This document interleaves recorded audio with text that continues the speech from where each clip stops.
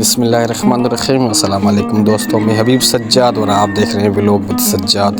दोस्तों उम्मीद करता हूँ खैरियत से होंगे, जहाँ रहें खुश रहें आबाद रहें। दोस्तों आप अगर मेरे चैनल पर नए हैं तो मेरे चैनल को सब्सक्राइब लाइक और फॉलो कर दें ताकि मेरी हर आने वाली वीडियो आप तक पहुँच जाए। दोस्तों हम आपको आज के व्लॉग में लेके जा रहे हैं सिंध के बहुत बड़े शहर खैरपुर मीरस, जहाँ पे हम जा रहे हैं दरगाह लोंग फ़कीर की पे। तो चलते हैं वीडियो की तरफ। उम्मीद करता हूँ वीडियो आपको बहुत पसंद आएगा। ये बहुत ही शानदार दरगाह है, आपको देखने में बहुत ही अच्छा और ख़ूबसूरत मंजर मिलेंगे। उम्मीद करता हूँ वीडियो आपको बहुत पसंद आएगी।